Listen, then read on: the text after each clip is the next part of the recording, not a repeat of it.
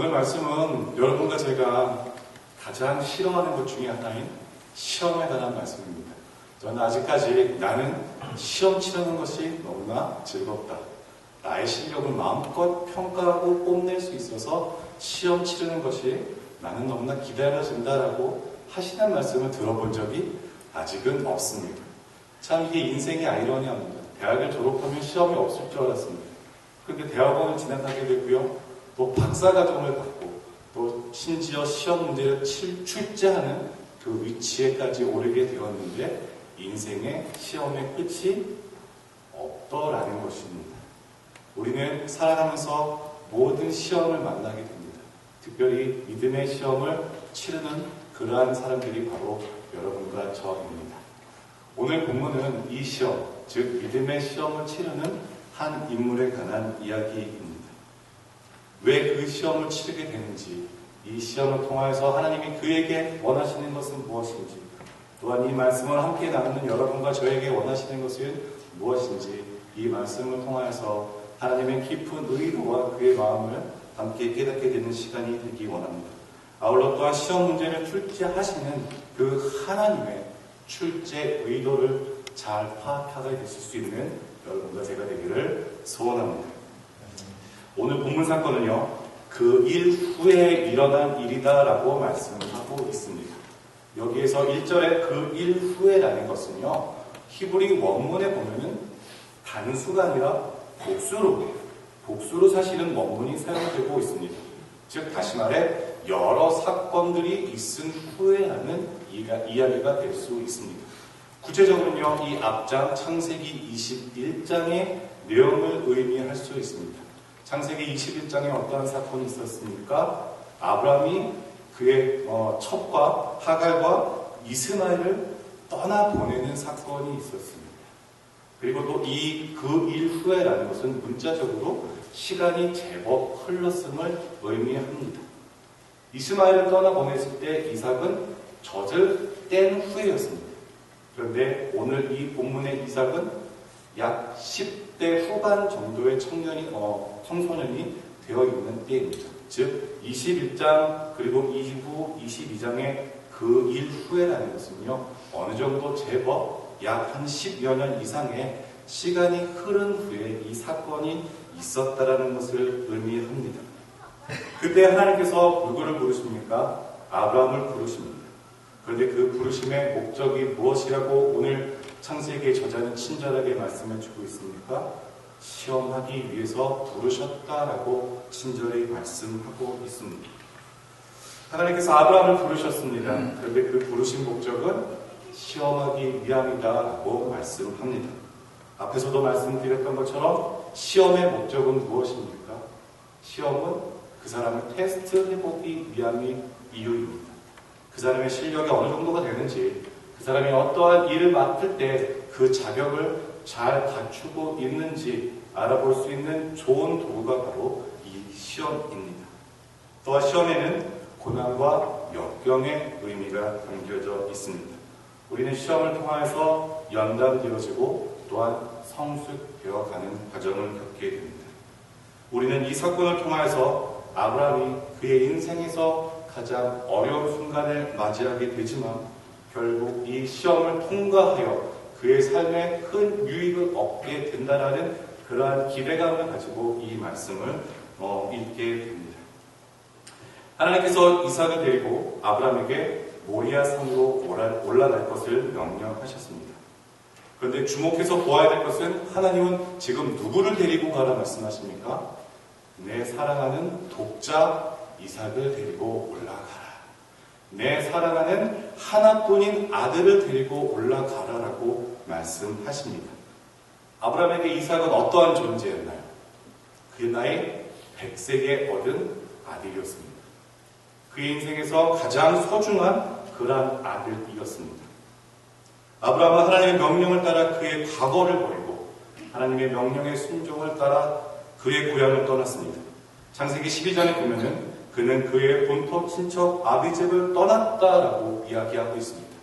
이 본토 친척 아비집을 떠났다라는 것은요, 그의 안전한 삶에서부터 미래가 보장되지 않는 그러한 불확실한 땅으로 그가 떠났다는 것을 의미합니다. 여러분과 저는 떠난다는 것이 무엇인지 잘 아는 사람입니다. 안전한 생활을 뒤로 하고 자녀들의 미래를 위하여서 내 인생을 걸어본 그러한 경험이 대부분 있으신 분들입니다. 그러한 아브라함에게 이삭은 그의 인생의 모든 것이었습니다. 그의 인생의 비전은, 아브라함에게 인생의 비전은 이삭에게 있었던 것입니다. 그런데 지금 하나님께서는 무엇을 명령하십니까? 그 이삭을 번제로 드릴 것을 명령합니다. 100세에 낳은 아들, 그 독자 아들을 하나님께서는 번제로 드리라 말씀하십니다. 여러분, 번제는 어떠한 제사인가요? 번제는 동물을 불에 태워서 드리는 제사입니다. 즉, 나의 죄를 동물에게 전가시켜서 그 동물이 대신 불에 태워져서 드리는 제사가 바로 희생제사, 번제라는 말씀입니다. 자, 그렇다면 하나님께서는 이 가나안의 이방 신들처럼, 우상들처럼 인신제사를 원하셨던 것일까요? 이삭을 산 제물로 번제로 바치라는 그 명령이 이방 다른 나라 신들처럼 하나님께서 인신제사를 원하셨다라는 말씀이셨을까요? 그런데 본문은 너무나도 친절하게도 오늘 1절에 이 시험의 목적에 대해서 말씀해 주시고 있습니다. 우리 22장 1절 말씀을 함께 다시 한번 같이 읽도록 하겠습니다. 시작! 그 일 후에 하나님이 아브라함을 시험하시려고 그를 부르시되 아브라함아 하시니 그가 이르되 내가 여기 있나이다. 이미 1절에 하나님께서 아브라함을 시험하고자 하는 목적이었다라고 말씀하십니다. 시험에는 테스트와 함께 훈련시키기 위한, 그를 단련시키기 위한 목적이 함께 포함되고 있습니다. 즉 하나님께서는요, 애초부터 인신제사에 관심이 있으셨던 것이 아니라 아브라함을 시험하고자 하심이 목적이었습니다. 다행히도 창세기 저자는 친절하게도 이것이 아브라함을 시험하기 위한 목적이었다라고 밝혀주고 있습니다. 읽는 독자로 하여금 큰 안도감을, 그러면 그렇지, 우리 하나님이 그런 하나님이 아니시지라는 안도감을 주고 있습니다. 그러나 시험의 당사자인 아브라함에게 이삭을 바치라는 그 시험 문제는 어떠한 시험 문제였을까요? 그의 인생의 가장 큰 어려운 시험 문제였을 것입니다.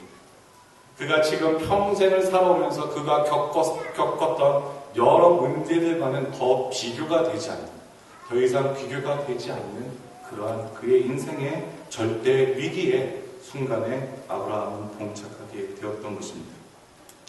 여러분, 누군가가 여러분에게 나의 일부를 좀 달라 하면 여러분 쉽게 주실 수 있을 겁니다. 아니신가요? 여러분, 만약에 여러분이 사랑하시는 분이 당신의 절반을 주십시오 하면은 며칠을 좀 고민을 해봐야 되겠지만, 그래도 사랑하는 아내가 사랑하는 남편이 절반을 달라 하면은 아마 주실 수 있다라는 표정을 여러분 저에게 다 보여주시고 계신 것 같습니다. 그런데 나의 전부를 달라. 누군가가 여러분에게 나의 전부를 달라. 남은 인생 그것 하나 의지하고 살아가려고 하는데, 그것만 붙잡고 내가 살아가고 있는데 그것을 달라 하시면 여러분 어떻게 반응하시겠습니까? 하나님께서 여러분에게 그 전부를 요구하신다면 여러분 어떻게 하시겠습니까? 그것 하나 바라보고 내가 미국까지 왔는데, 이 엘센트로라는 땅까지 왔는데 하나님, 저한테 그러시는 거 아닙니다. 하나님, 그런 시험을 저에게 말씀하시면 안 됩니다. 내가 이제껏 어떻게 고생하며 살아왔는지 하나님 아시지 않습니까? 우리 꼭 그렇게 반응하지는 않을까요? 하나님으로부터 청청병력과도 같은 요구를 요청받은 아브라함의 심정이 어떠했을까요? 하나뿐인 아들 이삭을 바치라는 그 명령을 들은 아브라함의 심정이 어떠하였을까요? 성경은 그 심정에 대해서 철저히 침묵하고 있습니다. 그러나 우리는 성경에 침묵하지만 그 아브라함의 마음이 참담하였을 거라는 것을 우리는 감히 상상해 볼 수 있습니다. 근데 오히려 아브라함은 이렇게 반응합니다. 아침에 일찍 일어나 하나님의 명령에 즉각적으로 순종합니다. 우리 3절 말씀 함께 같이 다시 한번 읽도록 하겠습니다. 시작. 아브라함이 아침에 일찍 일어나 나귀의 안장을 치고 두 종과 그의 아들 이삭을 데리고 번제에 쓸 나무를 쪼개어 가지고 떠나 하나님이 아브라함은 머뭇거리지 않았습니다. 아브라함은 지체하지 않았습니다. 하나님 며칠만 더 생각해 볼 시간을 주십시오 라고 말씀하지 않고 다음날 바로 행동을 개시했습니다. 그렇다고 해서 그가 아무런 고민이 없었다는 것을 의미하는 것은 아닙니다. 아마 지난 밤을 뜬 눈으로 세웠을 것이 분명합니다. 하나님이 나에게 왜 이러한 시험을 주신 건가 하는 그러한 마음을 가진 채 말입니다. 우리가 상식적으로 생각해 볼 때 이 번제에 쓸 나무를 먼저 쪼개고 그리고 그 나머지 일들을 진행해야 되는 게 순서인 것 같습니다. 근데 지금 아브라함은 안장을 지우고 그 다음 맨 마지막에 번제로 쓴 나무를 쪼개는 모습을 볼 수 있습니다. 우리는 이것을 통하여서 아브라함이 그의 마음이 몹시 심란하였고 어찌할 바를 몰랐었을 그러한 심리적 표현이었을 것이라고 생각해 볼 수 있을 것입니다. 아니면 이 나무를 마지막에 쪼갠 것은 철저하게 그 산을 오르려는 목적을 사환과 또한 이삭에게 감추려고 했을지도 모릅니다. 그러나 중요한 것은 무엇입니까? 아브라함이 하나님의 명령에 즉각적으로 순종했다는 것입니다. 그렇다면 이 엄청난 하나님의 요청에도 불구하고 아브라함이 즉각적으로 순종할 수 있었던 이유는 무엇 때문이었을까요? 어떻게 하나님이 이러한 엄청난 시험을 요청하심에도 불구하고 그는 즉각적으로 순종할 수 있었을까요? 아브라함은 이미 그의 인생의 여정을 통하여서 그의 나이 117세 정도 됐을 그 순간에 하나님이 이미 어떠한 분이신지를 너무나도 잘 알고 있었습니다. 처음 그를 부르셨을 때, 하나님께서 그에게 언약을 주셨을 때 그의 나이가 75세였습니다.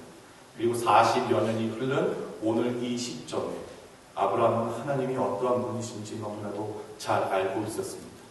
그가 실패하고 그가 넘어졌을 때 하나님께서는 그를 다시 이으셨고 하나님이 그를 손으로 세우셔서 그를 하나님의 사람으로 인도하셨습니다.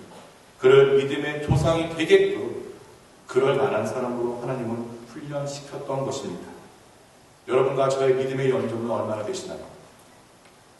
30년? 40년?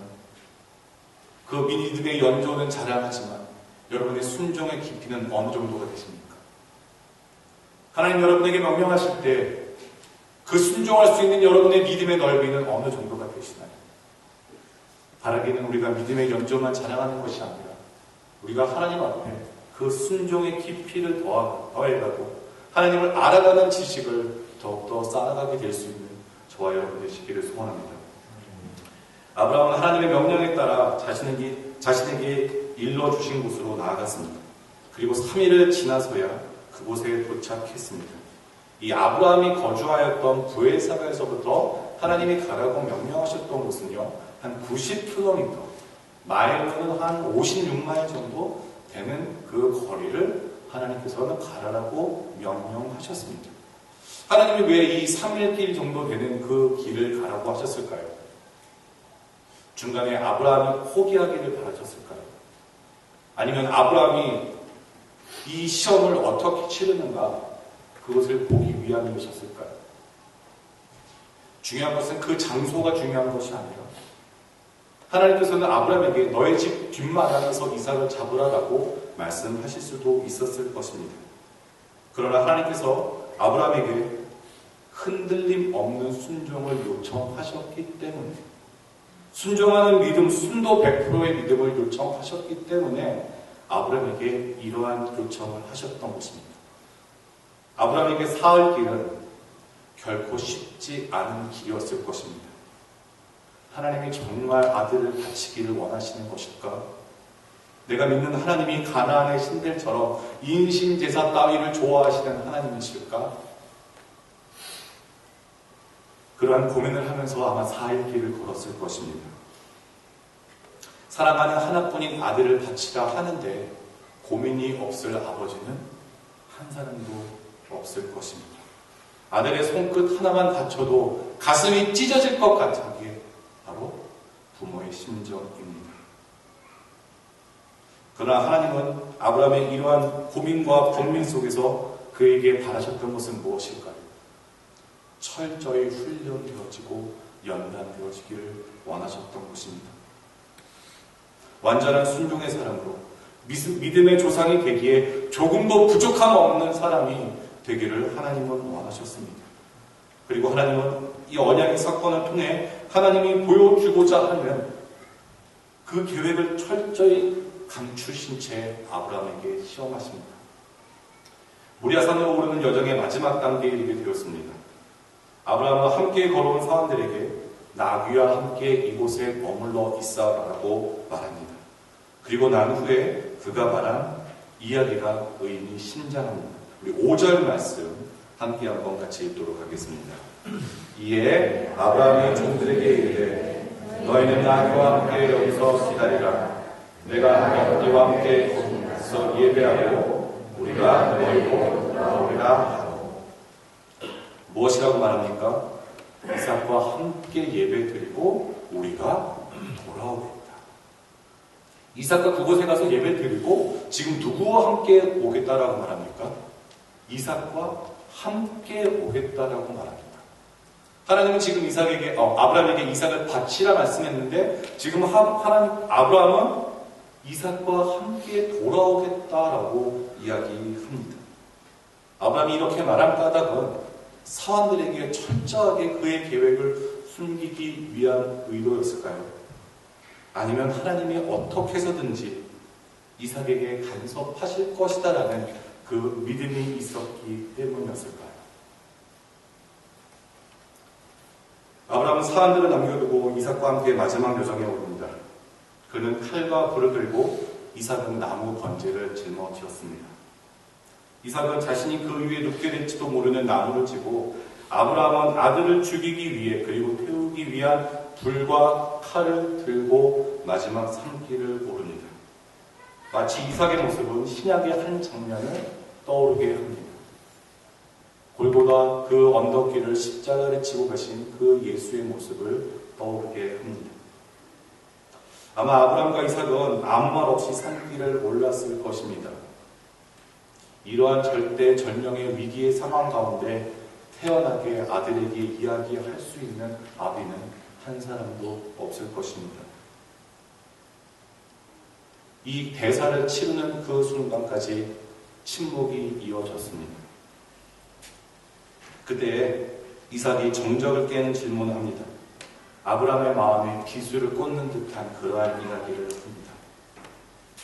어쩌면 끝까지 이삭이 이 말만큼은 하지 않기를 바랬던 그 이야기를 아브라함에게 이삭이 던집니다. 무엇이라고 말합니까? 아버지, 불과 나무는 여기 있는데 번제할 양은 어디 있습니까? 아브라함의 억장은 무너졌을 것입니다. 아브라함은 그 자리에서 털터덕하고 주저앉고 싶었을 것입니다. 그때 아브라함은 주체할 수 없는 감정을 억누르고 내 아들아, 번제할 양은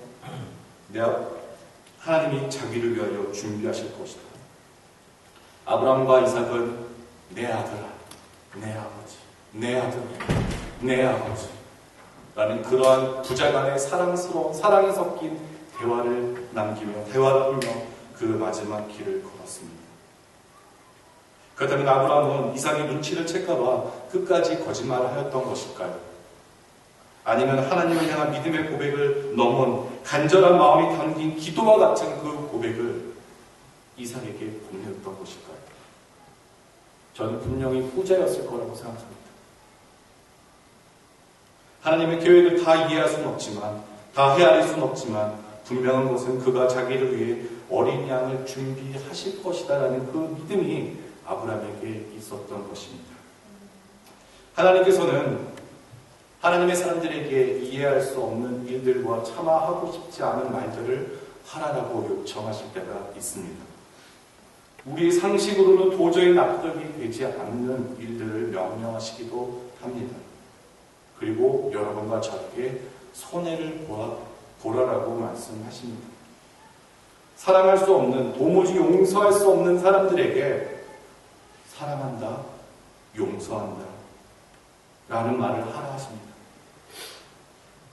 죄를 먼저 지은 자가 용서한다라고 말하는 것이 아니라 그 상처를 입은 자가, 그 마음의 고통이 있는 자에게 사랑한다, 용서한다라는 말을 하라라고 명령하십니다.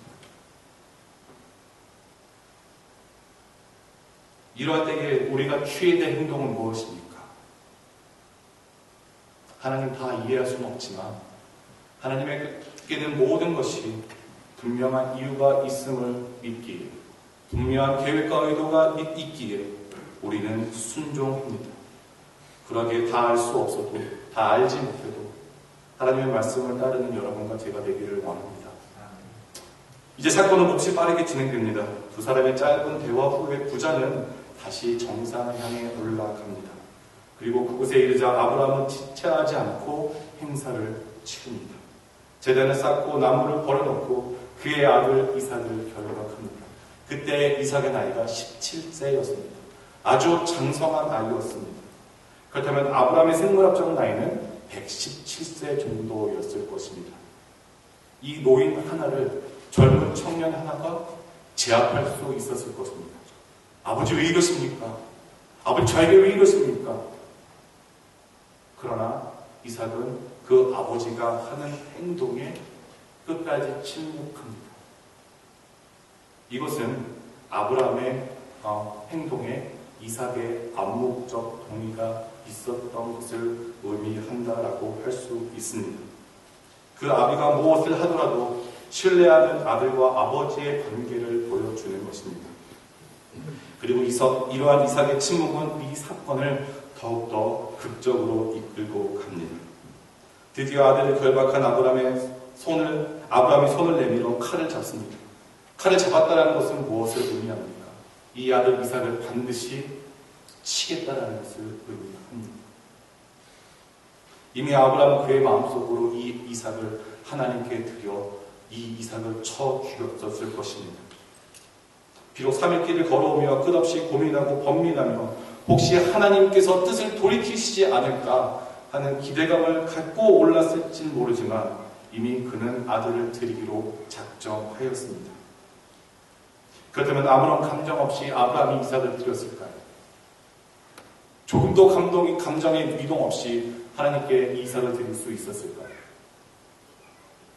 이해할 수 없고 다 알 수 없지만 그 아들을 죽은 자 가운데서 다시 살리실 하나님을 믿었기에, 아들을 다시 살릴 수 있는 그 하나님의 능력이 있음을 믿었기에 그는 이삭을 드릴 수 있었다라고 히브리서 기자는 히브리서 11장 19절에 이렇게 기록합니다. 그가 하나님이 능히 이삭을 죽은 자 가운데서 다시 살리실 줄로 생각한지라 비유컨대 그를 죽은 자 가운데서 도로 받은 것입니다. 이제 마음이 급해진 것은 누구입니까?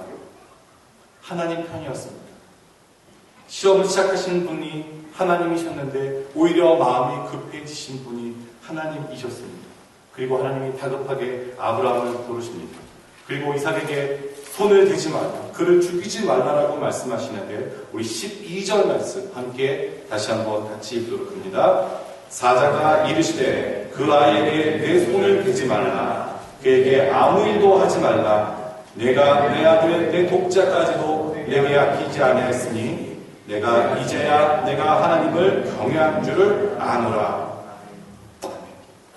이제서야 하나님께서는 이 시험의 이유와 목적에 대해서 밝혀주십니다. 아브라함이 시험을 받은 이유는 무엇이었습니까? 그가 시험을 받을 만한 충분한 자격을 갖추고 있었기 때문에 시험을 받았던 것입니다. 그가 불순종하였기 때문에 시험을 받은 것이 아니라 그가 항상 거짓말하기를 힘쓰고 거짓말하기를 일삼고 또 믿음의 조상이 되기에 턱없이 부족해서 시험을 받은 것이 아니라 시험 받을 만한 그리고 그 시험을 능히 감당할 만한 능력이 있음을 하나님께서 아셨기 때문에 그를 시험하셨던 것입니다. 아브라함은 하나님께 택함을 받았습니다. 그리고 하나님의 명령대로 본토 친척 아비집을 떠났습니다. 그리고 40여 년 동안 가나안에서 살았습니다. 이 가나안 땅은 어떠한 곳이었나요? 우상이 넘치는 곳이었습니다. 이방 문화가 난무하고 인신 제사까지 성행하던 곳이었습니다. 그러던 아브라함의 인생에 깊은 고민이 있었습니다. 가나안에서 생활하던 이 아브라함에게 깊은 고민이 있었습니다. 나는 누구인가? 나의 삶에 들어와서 나를 간섭하시는 하나님은 누구이십니까? 이러한 나에게 원하시는 것은 하나님이 원하시는 것은 무엇일까? 이 땅을 살아가는 저와 여러분에게도 동일한 고민이 있습니다. 우리 중고등부 학생들에게만 비전과 꿈에 대한 고민이 있는 것이 아니라 저와 여러분에게도 동일한 고민이 있을 것입니다. 남은 인생 어떻게 살아가야겠지? 세상 살아가는 것 그리 만만치 않습니다. 믿음으로 살아낸다는 것 그리 쉬운 시대가 아니라고 저는 생각합니다. 앞으로 더 쉽지 않을 것을 저는 예상합니다. 이 세상에서 소금과 빛의 자녀로 살라라고 말씀하시는데 예수님의 제자답게 살라라고 말씀하시는데 오히려 교회 다닌다고 하면은 비아냥을 받는 시대가 되어버렸습니다. 시대에 뒤처진 것 같은 그러한 사람처럼 취급받는 시대에 여러분과 저는 살고 있습니다. 그런데 믿음을 지키고 믿음에 순종하며 살아가야 됩니다. 헌신하십시오. 헌신해야 된다라는 이야기가 우리의 마음을 더욱 답답하게 할 때도 있습니다. 이러한 우리들에게 하나님이 원하시는 것은 무엇일까요? 아브라함과 우리들에게 하나님은 이 시험을 통하여서 나는 가나안의 신들과 같지 않다. 그들의 인신 제사 따위를 즐거워하는 무자비한 하나님이 아니다. 아들의 목숨을 담보로 너희에게 헌신을 요구하는 하나님이 아니다라는 것을 말씀해 주시고 싶으셨습니다. 하나님은 어떠한 분이십니까? 자비하시고 사랑이 많으신 하나님이십니다. 하나님은 우리를 향한 아버지의 마음을 보여주시기 위해 아브라함을 시험하셨던 것입니다.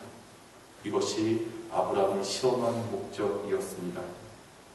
그렇다면 이 하나님께서 아브라함을 시험하신 이 사건이 여러분과 저에게는 어떠한 의미가 있을까요? 하나님께서 이 시험을 통하여서 궁극적으로 오늘을 살아가는 여러분과 저에게 말씀하시고자 하는 목적은 무엇일까요? 그것은 바로 나는 너희들에게 아들을 바치라고 요구하는 하나님이 아니다. 너희에게 모든 재산을 팔아 나를 순종하라, 나를 섬기라라고 말씀하시는 하나님이 아니다라고 말씀하십니다. 그러나 나 여호와 하나님은 너희의 구원과 너희의 구속을 위해 내 하나뿐인 아들 예수를 내어놓았다라고 말씀하시는 하나님이십니다. 우리를 사랑하시기에 그의 독자 예수를 아낌없이 여러분과 저를 위해 주시는 하나님이 되심을 보여주시기 위해 이 말씀을 여러분과 저에게 보여주신 것입니다. 나무를 지고 산을 오르는 이삭의 모습은 십자가에 달려 저주를 받으신 예수 그리스도의 모습이었습니다. 제단에 바치는 그 아들 이삭을 바치는 아브라함의 모습은 하나님 자신이셨습니다.